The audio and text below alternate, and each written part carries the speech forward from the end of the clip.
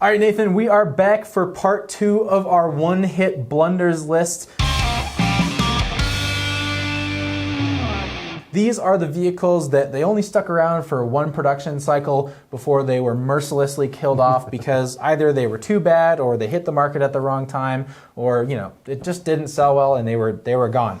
So let's keep going. This part of the list is letters L through Z in the alphabet. You can click the link up here and go to part 1 of this video. Make sure you get A through K. But let's jump right in and start with Lexus. And Lexus's one-hit blunder is the Lexus HS, which was like a weird upscale Corolla. It just was an odd vehicle.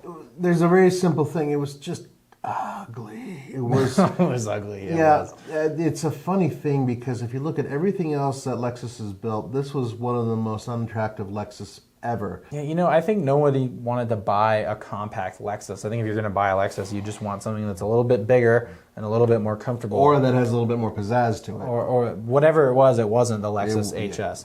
Next up is Lincoln, and the Lincoln that we selected is the MKT, which is still being built. Yeah, by some, it's going to be gone. We know it's on its way out, and it's going to be replaced by something else, not called the MKT, not on the same platform, that should be much better. But this was like, well, you take a look at it, and it's hideous, first of all. Like it looks like a sad hearse. But it was based on the Ford Flex platform, and the Flex looked way better. It just wasn't that great. The thing that Lincoln needed at the time was a large hatchback that wasn't a massive SUV. I suppose this sort of filled that gap. Yeah. But the actual design of it, I mean, most people agree it's one of the ugliest vehicles that was built. All right, next up is Mazda, and really it's a Ford that we're talking about. This is the Mazda Navajo, which was basically a rebadged Ford Explorer Sport, but why wouldn't you just buy the Ford Explorer? Well, the Mazda had some differences on the exterior, so it looked a little bit different. It had different wheels. From the side shot, you're like, oh, that's just an Explorer. It's just an Explorer. And they only had a few versions of the vehicle available. There were very few choices. I really don't understand why this vehicle was built and sold. I'm sure there was some sort of agreement with Mazda, trying to expand or whatever. And at this time, remember that Mazda and Ford were really tight for a while, and so there were a lot of other vehicles that were cross-pollinated as well. This one just didn't sell particularly well. All right, next up is Mercedes-Benz, and you guys might know which one we're talking about here. It's the R-Class. Oh, yeah. They're really not good-looking kind of minivan attempt, wagon kind of thing. We'll call it a minivan. It was ugly. It was bad as a minivan. It was expensive. They did offer an AMG version eventually, but I don't know why you'd buy that AMG Mercedes as compared to all the other ones that they offered. If you didn't want an SUV or a crossover and you wanted to be a little bit lower to the ground, it was the only reason to buy one of these. Yeah. I've driven several of them. They pushed it so hard here in Colorado. Oh, they tried. Because all-wheel drive and then that whole thing. And they drove just fine. I mean, they were relatively comfortable. In terms of the R-Class, it just never ticked all the right boxes. And aesthetically, it just wasn't a pretty car. In fact, it looked a little bit like the Lincoln MKT. It was kind of a hearse-like design, and just people didn't really... The proportions were just way off. They really were. It wasn't a pretty Mercedes. Next up is Mini, and the one-hit blunder from Mini is the Paceman. So you take the Countryman and you get rid of the back doors for some reason, and what you end up with is this like large but impractical, expensive Mini Cooper that not many people bought, almost nobody bought. It's a unicorn to find one on the streets, to be honest with you. If you look at it from the front, the hood was almost as high as some pickup trucks. It was really ungainly. The whole design of it just didn't quite work, and it was really pricey. And if you look at the other vehicle available at the time, which gave you all-wheel drive and all that other pizzazz, it made more sense, and that was, of course, the Countryman. And the Countryman's still around. It's still being built on a new platform, but not the Paceman. Not the Paceman. All right, let's keep moving on. Next up is Mitsubishi, and the Mitsubishi one-hit blunder is the IMIEV. The IMIEV, however you pronounce it. Holy mother of yikes, Batman. This is not, it looked bad. It's a funny thing. I actually don't hate the way it looks. I always thought it was, when it first came out, I thought, weird futuristic golf cart. Exactly, futuristic design. kind of golf cartish. When you look at a Nissan Leaf, which you can get for around the same price, it gave you better range. It was a more conventional vehicle, and it drove better. So, yeah, the whole thing about the IMIEV is that it just wasn't quite the right vehicle at the right time, and it was just too expensive.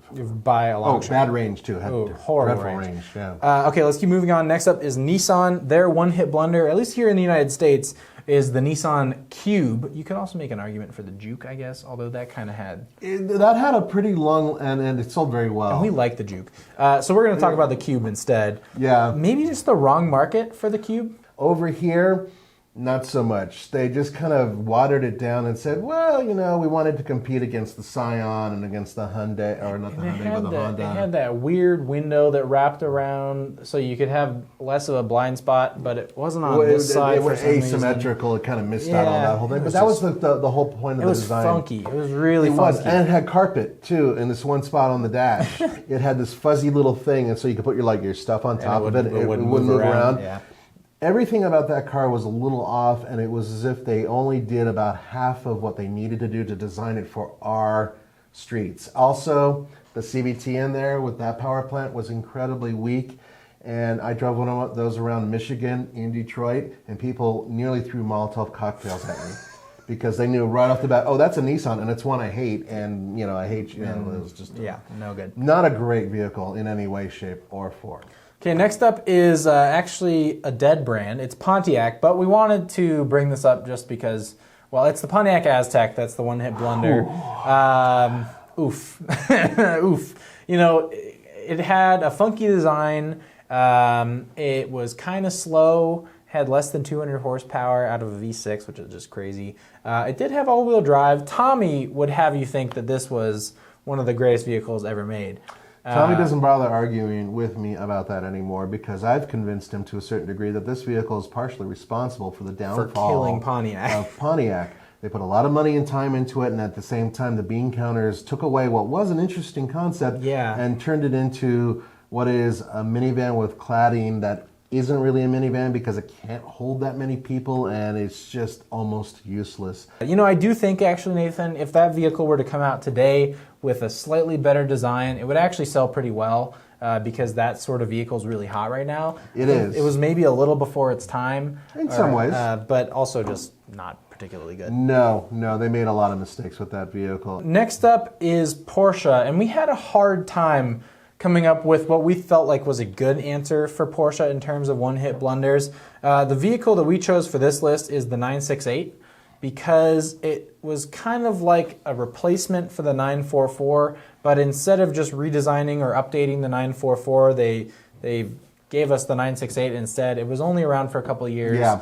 And Porsche enthusiasts basically don't like anything that's on a 911. The real Porsche guys, right? Yeah. This is certainly not a 911. It's front engine, rear wheel drive. Actually, not a bad car. No. It's not bad at all. For Porsche, it just didn't have the sort of lasting legacy that a lot of their vehicles do.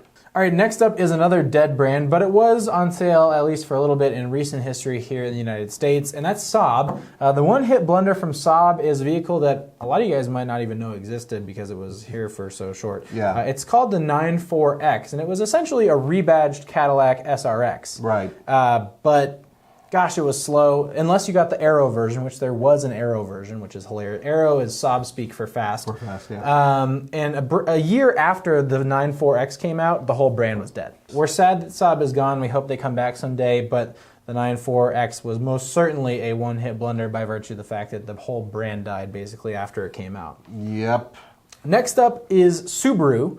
And this one might be a contentious point for some of you Subaru fans out there. And it's actually a vehicle that I think both of us agree is super cool, but it wasn't around for more than one generation. That's the Subaru Baja.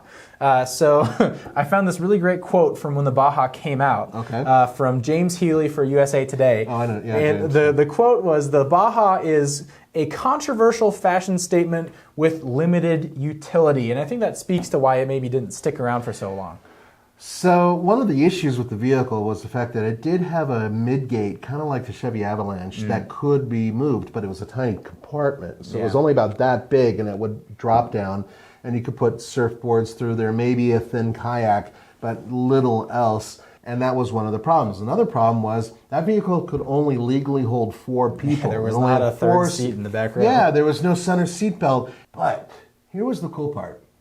That Baja had a turbo option, so you could get a 5-speed with the turbo. It was actually really good, and I seriously contemplated buying one of those. And then my wife looked at it and said, yeah, I can only put 2 kids in the back of that thing legally. Ain't no way it's going to happen.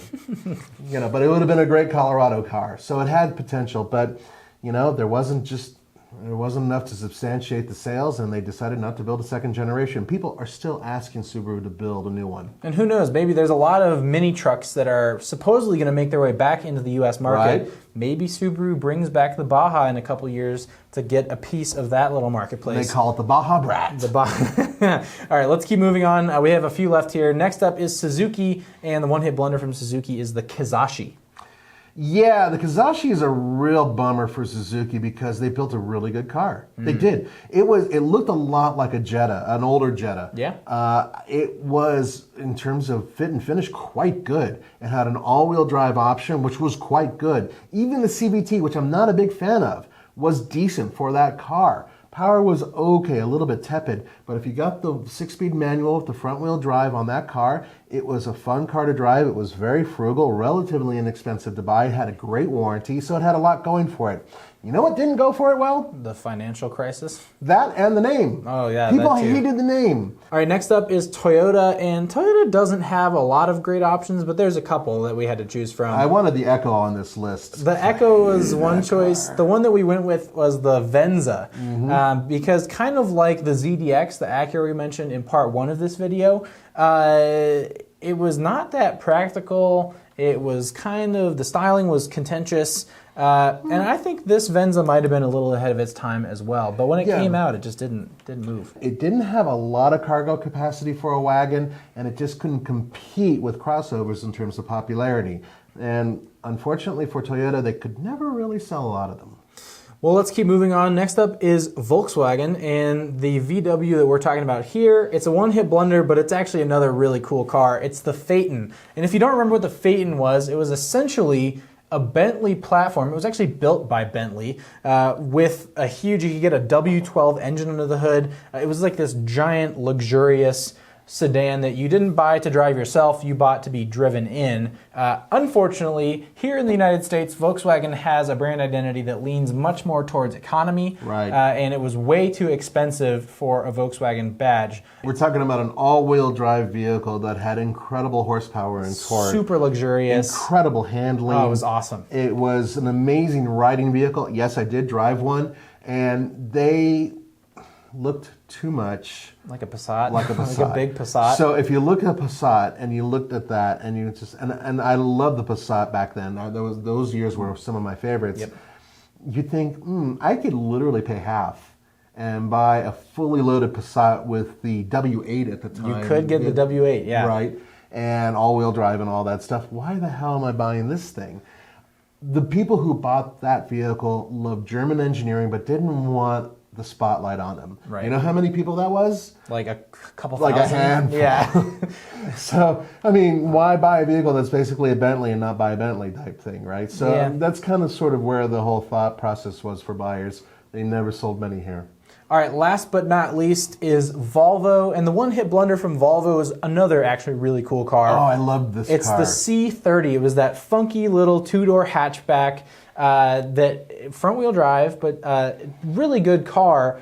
It was just kind of a lot more expensive than its competition. The hatch opening was really tiny, so it was kind of impractical, but stylistically, it was awesome, and it was really fun to drive. It was a great car. It went right up against the Mini Cooper. If you got a higher-end Mini Cooper, or like even the John Cooper Works version of the Mini Cooper at the time, they kind of balanced out price-wise. Unfortunately, the Cooper actually was even more practical and had even more space. Yeah. And the Volvo from the front looked kind of conventional. From the back, just looked absolutely fantastic with that glass liftgate. Such a good design. It was a really cool design and something that I never expected from Volvo. They were a lot of fun to drive. You could get a manual version of them.